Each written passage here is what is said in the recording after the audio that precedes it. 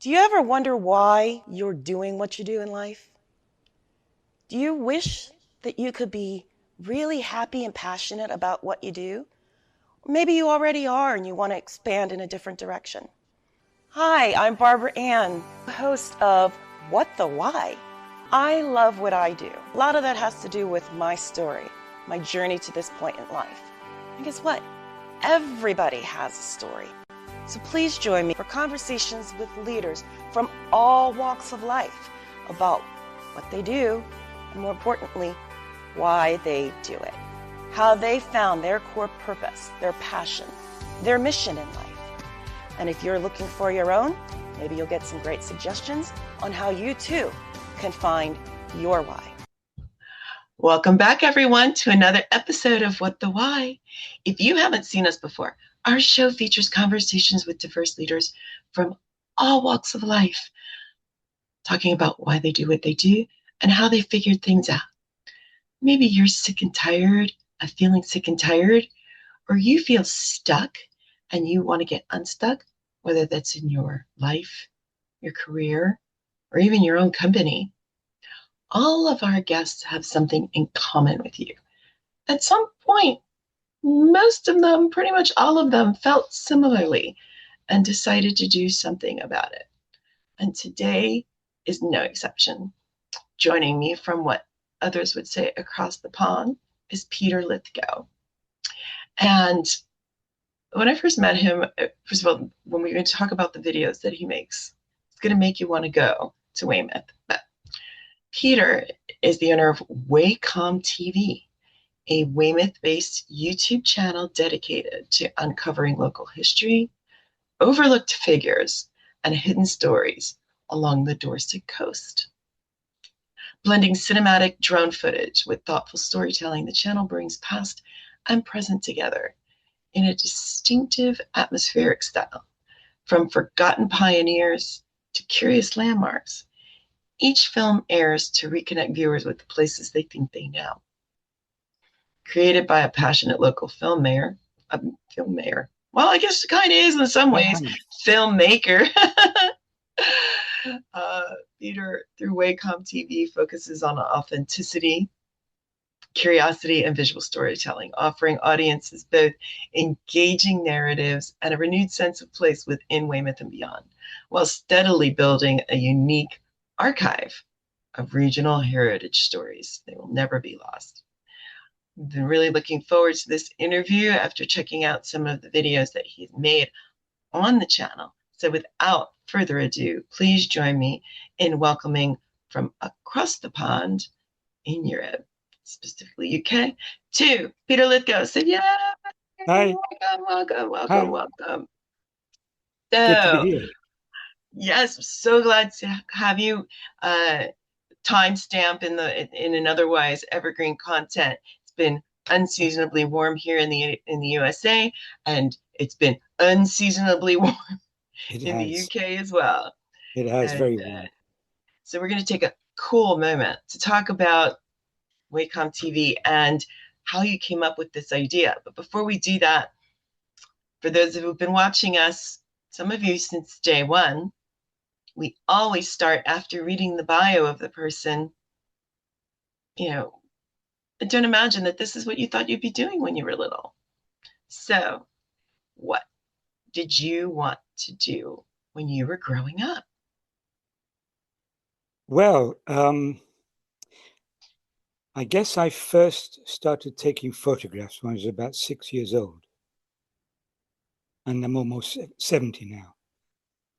So it's been a very long time.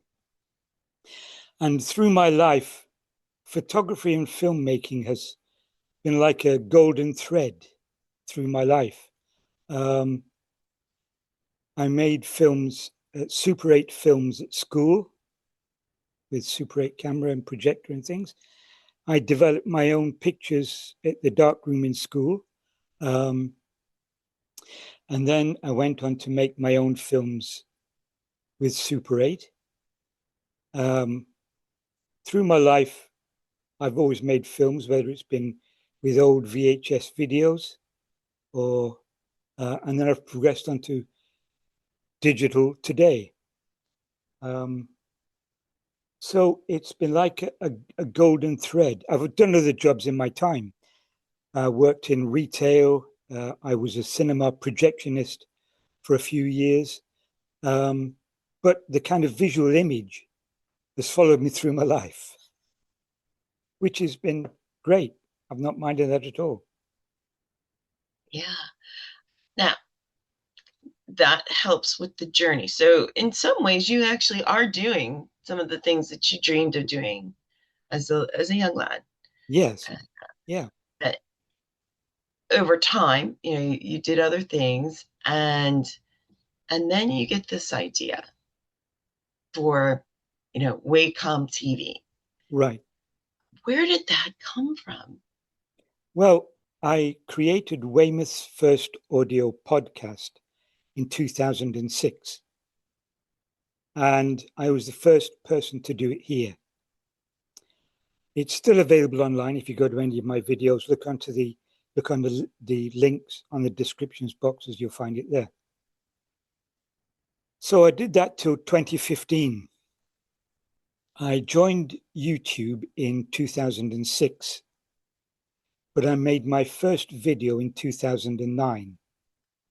Mm. So it's been growing since then. I've added playlists to the channel, historic videos I've found other places, my own videos. I do research, as you said, on unknown characters here in Weymouth who made a positive contribution to the world and they're not known about. So I'm doing a lot of research that isn't known about at all here. We know about the king and his bathing and all that kind of thing, but there are characters that have gone overseas and created something extraordinary. Yeah. And so let's talk about some of those characters, because you just mentioned the king. For those who don't know, what is it about Weymouth that people really should know from a historical perspective? Well, I did some original research about the link between Weymouth and Star Trek. There is a link there. Yeah, and I'm a big Star Trek fan. Well, Star Trek, Star Wars. I'm totally a science fiction geek. I admit it. Yeah. But when you first shared that with me, I was like, Star Trek. Yes. Where's the link? So tell us more about that. Well, there's a little village just outside Weymouth called Upwey, right? And 3 brothers called the Sprague brothers were Puritans in the 1700s. And they sailed from Weymouth here to found Salem in the United States, right? They all became quite rich. And one of them had a daughter called Persis, right? Mm-hmm. Many generations later, one of their generation was Lucille Ball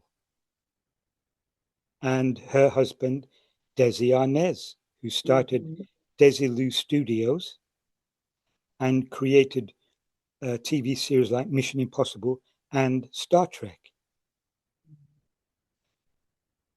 In the first or second movie, I think, there was an actress called Persis Gambata. So that's another odd coincidence, isn't it? I wonder how much of a coincidence it really is, or if someone did the research themselves. I don't know. Yeah, that in of itself would be an interesting story. And as a big fan of Lucille Ball and a big fan of Star Trek, when we had done our initial conversation, I mentioned a friend of mine and I had been like going back through and rewatching all of the original episodes, and it was so groundbreaking. It was so groundbreaking on so many different levels. And even now, all these years later, it's still so groundbreaking. Yeah. And so that's just one of the many connections to Weymouth that most people would never even know if No. it wasn't for the show that the videos that you do. Yes. Yeah. So I know you said the idea was to just kind of focus, but you know, there's so many different ways to tell the story about the community. There's so many different things you could have done. Why this? What was the thought process? I think I've always been interested in video, filmmaking. With YouTube, when I'm not here, hopefully the videos will still be here. And people can look back at what events people were like 15, 20, 30, 40, 50 years ago in Weymouth. And they can share those quite freely. Mm-hmm. You know, I don't gatekeep. People can share what I do completely freely. There's no, you don't have to sign into anything to share anything. But I think it's a video archive now, just as my podcast is, which is still available, as I say. On that, I hosted interviews with people around at the time between 2006 and 2015. Maybe those organizations don't exist anymore, but it's still part of Weymouth history.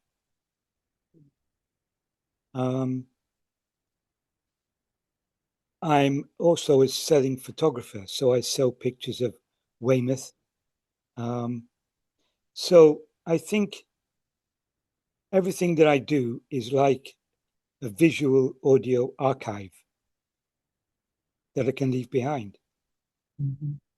The history that it's a time. I think you at one point referred to it as a time capsule, and that's Yes. accurate. Yeah. Yeah. Now there's other people out there that maybe thought of doing things like this in the past, but you decided to do it. I mean, in many ways, you are a trailblazer for the community in a way that no one else has been before.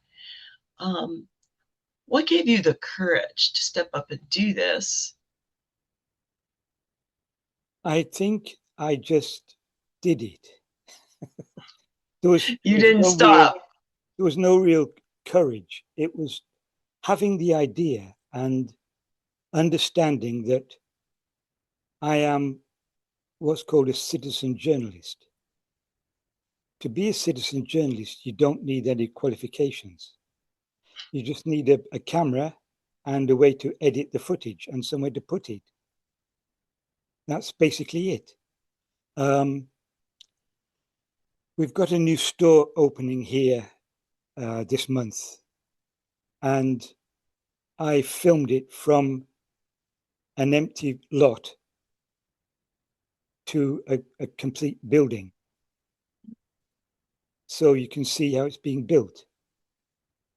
So as I say, in 10, 15, 20 years' time, people might have forgotten how it was built. But I had drone shots of it being built so people can see. Yeah, there are a lot of videos in there that are local history. Yeah. What, if any, is a particular favorite, or what are some of the favorites? You know, recognizing that all of them are probably very near and dear in their own special way. Yeah. And I love the idea of capturing the construction of a major project in real time with drone shots. But what's one or two stories, in addition to the Star Trek connection, you've shared that is really meaningful to you? I think the local interviews with people. I've done local authors, creatives of all kinds, because many of them aren't with us anymore. So relatives, friends can see them again, which is another point of what I do. Recently, I was round by a building here in Weymouth, and there is a little railway that runs around that carries people. And the driver of the train stopped me, and he recognized who I was. And he said he saw one of my videos, and he said he saw his mother walking in the background, who's not with us anymore. And he said it was just wonderful to see her again. So I don't earn any money from my channel because I haven't got enough watch time.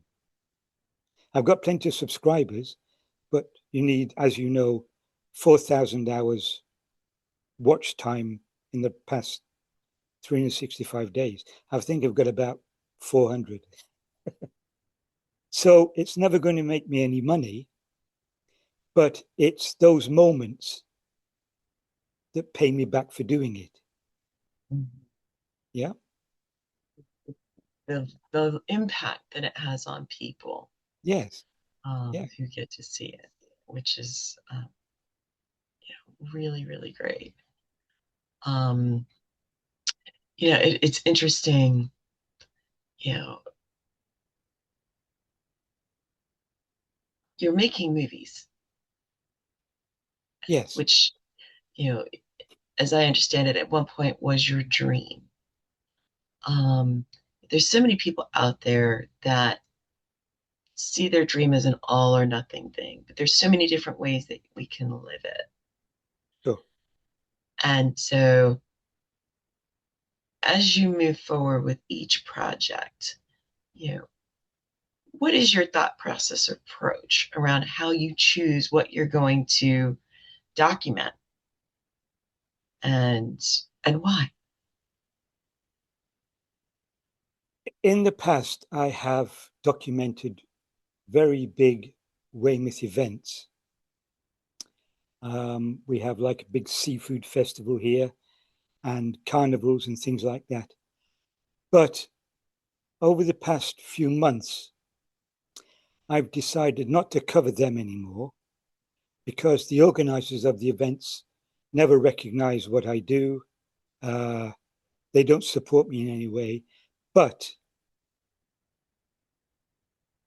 I've met lots of people on the street who've said hello, stop me in the street and say hello, and that they watch my videos. So it's those people that I want to concentrate on now.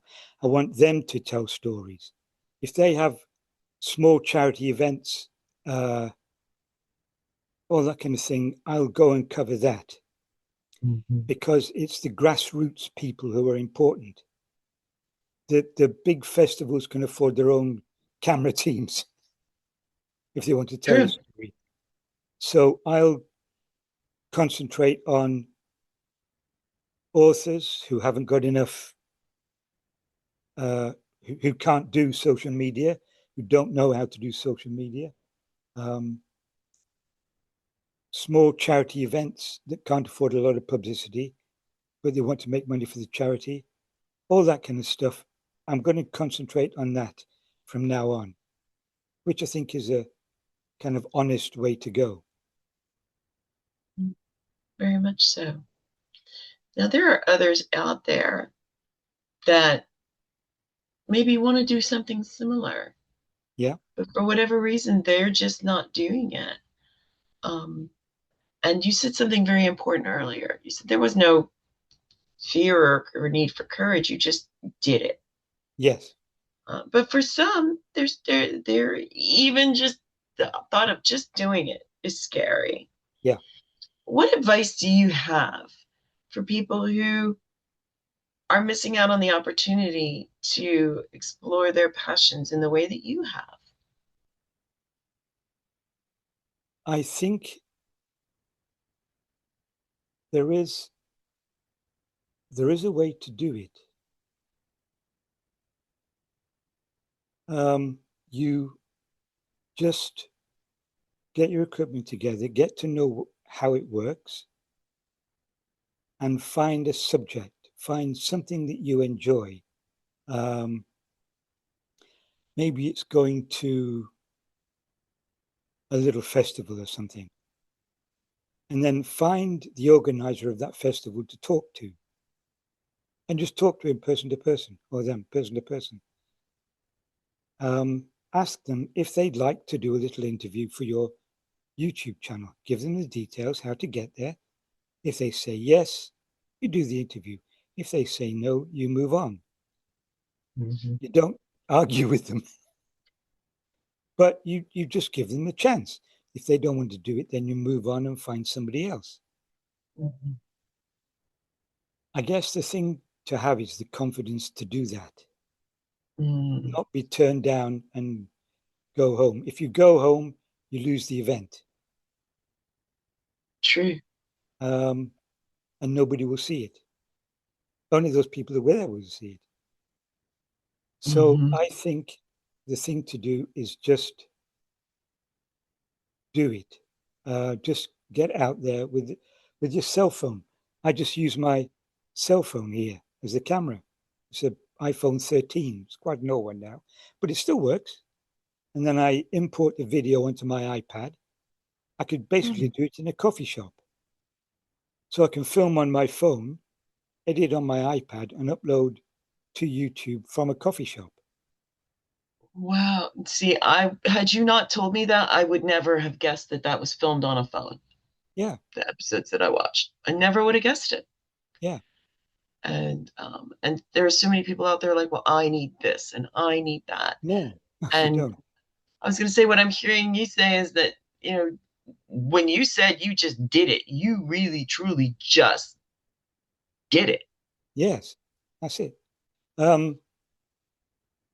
I've been told by a lot of people you need special lenses and special cameras. That's nonsense.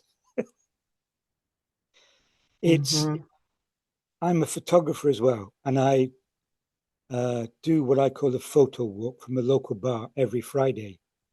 So members of the public join in. We just walk a route and take pictures and have a chat. No pressure.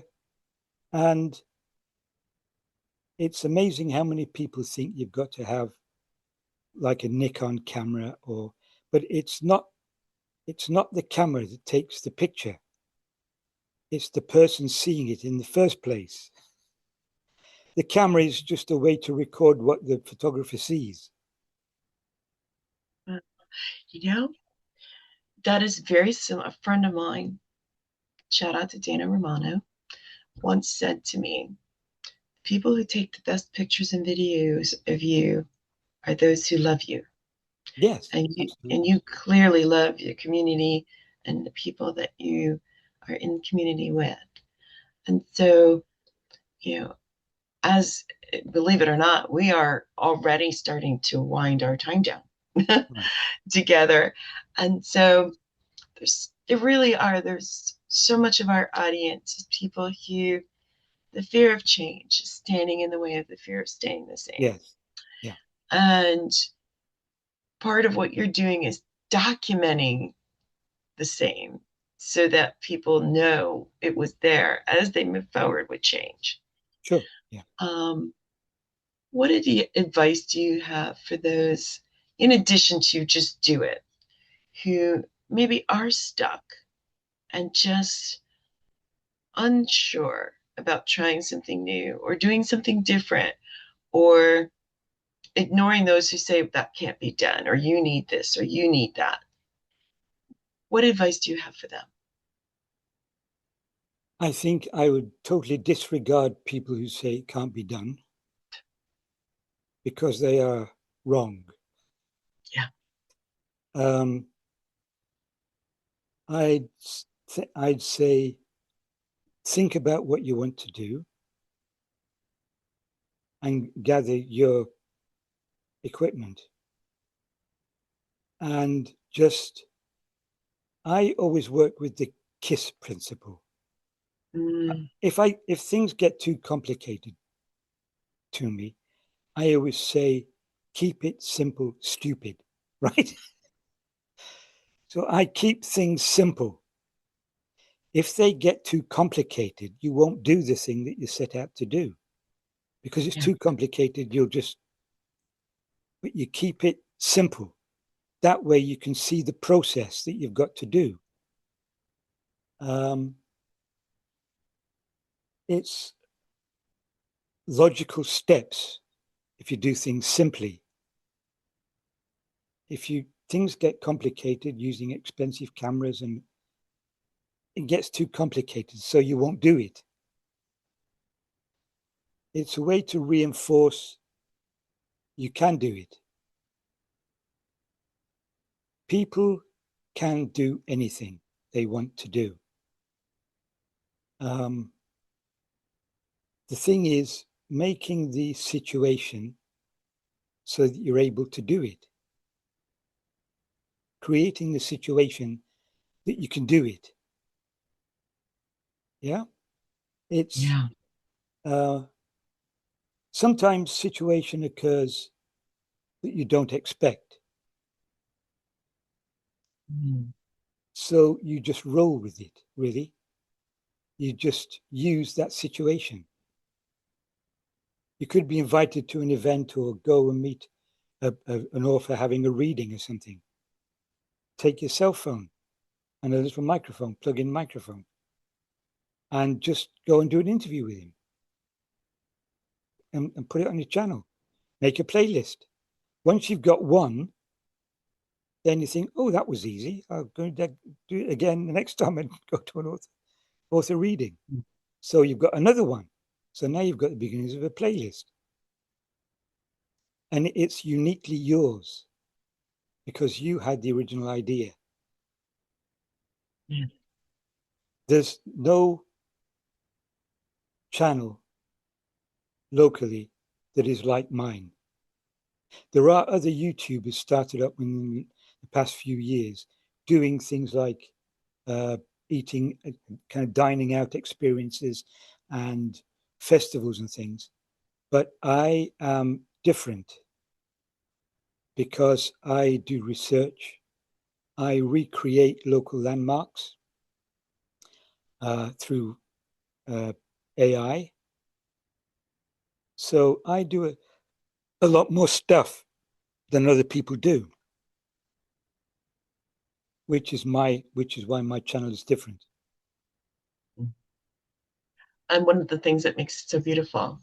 And like I said, for those of you, you really do want to go check out this channel and watch some of the videos because they're beautiful.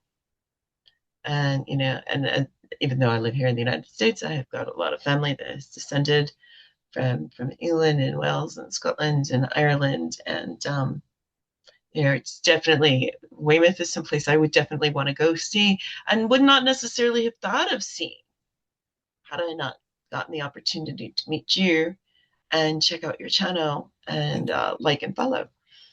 So with that in mind, for those who want to connect with you or find your channel, of course, we always include the information for all of our guests in the comment section below wherever you're accessing this podcast, whether it be video, whether it be audio, because since Peter and I first met, we are now international. We're on all major platforms everywhere. So for those who are listening and are viewing right now, what is verbally the easiest way for people to connect with you? Right. If you want to see my YouTube channel, you can Google it, look for WeyComm TV. So that's WeyComm TV. Or go to the YouTube search bar, of course, and put that in there as well, WeyComm TV. It was originally Weymouth Community TV Online, but I thought that was a bit too long. So I shortened it to WeyComm TV. So yes, I've been doing it since 2009, and you can see everything there totally for free. Which is awesome. And thank you so much for taking your time to talk about how you came up with this idea, and also for all that you're doing to document the history of this beautiful community. And for our audience, definitely go check it out. That really, had Peter not told me that he had filmed it on iPhone, I never, ever would have guessed that that was how it was done. And I'm not totally new to this industry. So, Peter, thank you so much for taking the time this afternoon for you, this morning for us to share your story and your site. And we're super appreciative of just taking this moment to pause and talk about the beautiful things in life, because there's so much that isn't. Thank you to you too for the opportunity. Thank you. And for all of our viewers out there, thank you so much for watching. You have so many different viewing and podcast and listening choices today. And so it really means a lot to us that you're taking your time to invest and learn with us. And if you're finding this information useful or beneficial or nostalgic, whatever that case may be, please like and share it with somebody else that you think could benefit from hearing the stories and the wisdom and the advice and the experiences of the guests that we feature on our show. And for you personally, always remember, whether you're looking to make changes big or small, tune in for more illuminating, fascinating, and just pleasant, nice, kind, pleasant in a challenging world. I cannot emphasize enough. Nice, kind, pleasant, interesting educational conversations with guests such as Peter, who actually didn't overcome a lot of obstacles, but got creative, got busy, took his skills, found his purpose, and decided to live it.